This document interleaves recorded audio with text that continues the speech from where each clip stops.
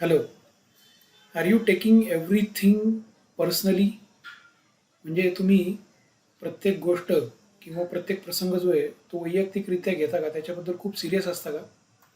नमस्कार मित्रांनो, मी योगेश बेलेकर तुमचं सगळ्यांचं learn and grow with Yogesh Belekar या डेली सिरीजमध्ये आज पुन्हा एकदा स्वागत करतोय.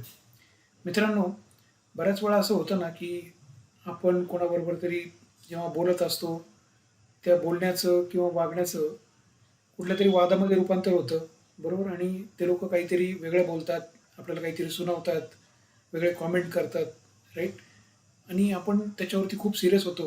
We take it personally. आणि त्याचा सगळ्यात जास्त त्रास कोणाला होतो? आपल्यालाच होत असतो.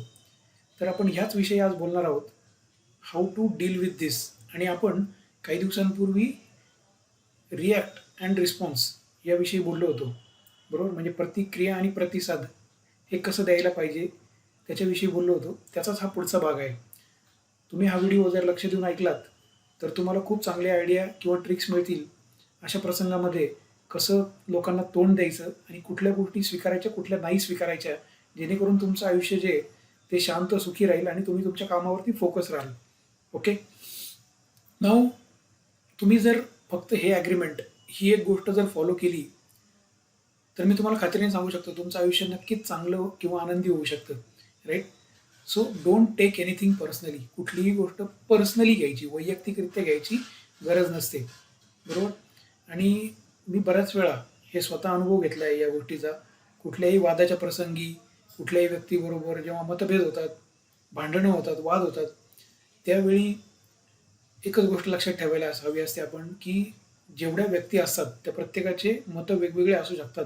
देर will be differences of opinions, there has to be. ते चांगलं आहे, वेगवेगळे मतं असणं नेहमी चांगलं असतं. To build the creativity. Okay. To see the different perspective, वेगवेगळे व्ह्यूज बघण्यासाठी, चेक करण्यासाठी हे नेहमी चांगलंच असतं. मतभेद असणं खूप चांगलं असतं, पण त्याचं वादात रूपांतर व्हायला नको आणि कुठलीही गोष्ट आपण पर्सनली घेता कामा नये, राईट.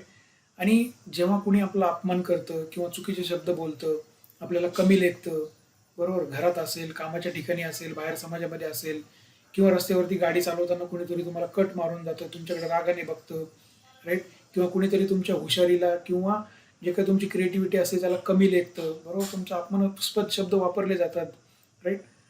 तेव्हा नेहमी एक गोष्ट लक्षात ठेवायची असते, it is not about you. ते जे बोलतात, ते जे करतात ना, ते आपल्याबद्दल नसतं. ओके. मी परत एकदा सांगतो, ते आपल्याबद्दल नसतं. It is about them. जेव्हा कुणीही असा आपला अपमान करत असतं किंवा आपल्यावर धावून येत असतं, बरोबर, किंवा they are trying to bully you, it is all about them. Because what they are going through and what is their reality, they are behaving, they are expressing that. म्हणजे त्यांच्या आयुष्यामध्ये काय चाललेलं आहे किंवा ते कसे विचार करत आहेत, त्यांचे काय प्रॉब्लेम आहेत, ते कुठल्या सिच्युएशनमध्ये आहे, ते सगळं एक्सप्रेस करत असतात. त्यांचं फ्रस्ट्रेशन, त्यांची चिडचिड ते आपल्यावरती व्यक्त करत असतात. सो ऑलवेज रिमेंबर दी, जेव्हा कुणी तुमच्यावर चिडत असेल, तुमच्या अंगावर येत असेल, तुमच्याबरोबर रागाने बोलत असेल, तुमचा अपमान करत असेल, it is not about you. Don't take it personally, it is about them. Because तो माणूस, ती व्यक्ती कुठल्या तरी नक्कीच प्रॉब्लेममध्ये आहे, right. So this is a change of perspective, paradigm shift, वेगळा विचार आहे, राईट. आणि त्यांचं जे जजमेंट आहे, त्यांचं जे ओपिनियन आहे, ते आपण ॲक्सेप्ट करायची गरज नसते. मी मागे एक स्टोरी पण सांगितली होती.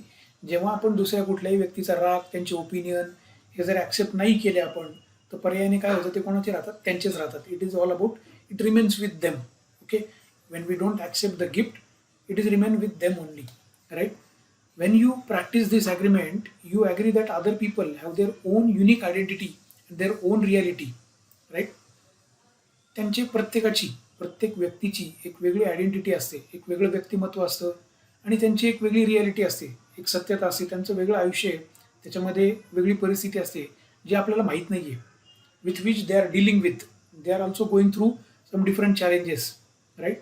So we don't have to worry about it, right. And we do not have to accept also it.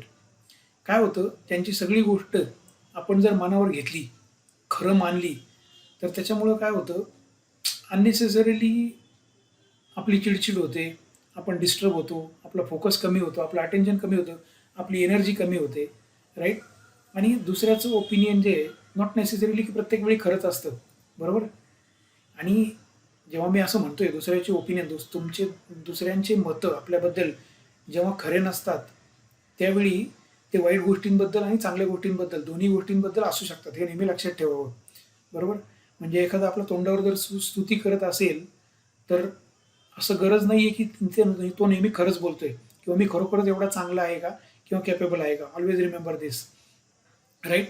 So we don't need to take anything personally. Always remember this. नाव being the only one in control of your thoughts is freeing and empowering. जेव्हा आपण स्वतःच्या विचारांवरती आपलं control असतं, स्वतःच्या शब्दांवरती आपलं control असतं आणि आपण दुसऱ्याचे कुठलेही बोलणं किंवा त्याचं वागणं पर्सनली घेत नाही, त्यावेळी we ensure that we are focused, we are very clear on our task, on our project, our goal, our purpose, our dream. We are not disturb, right. आणि ह्या गोष्टीमुळे काय फायदा होतो ते पण सांगतो आता. Nothing others think or say is really about you. म्हणजे दुसरे जे काही बडबड करत असतात, रागाच्या भरात जे काही बोलत असतात, आपल्यावरती आरोप करत असतात, प्रसंगी शिवीगाळही करत असतात बऱ्याच वेळा, बऱ्याच प्रसंगांमध्ये. Always remember it is not really about you. हे आपल्याबद्दल नाही आहे, हे कदाचित त्यांच्याबद्दलही असू शकतं. अँड दुसरे जेव्हा काही बोलत असतात किंवा काही भावना व्यक्त करत असतात, शब्द जेव्हा काही व्यक्त करत असतात, ते त्यांच्या नजरेतनं, त्यांच्या विचारातनं जगाकडे बघत असतात, आपल्याकडे बघत असतात, right. So they may have completely different perspective. त्यांचा एक टोटली वेगळा व्ह्यू असू शकतो, कम्प्लिटली वेगळा पर्स्पेक्टिव्ह, कम्प्लिटली वेगळे मतं असू शकतात. Understand that and accept that, right.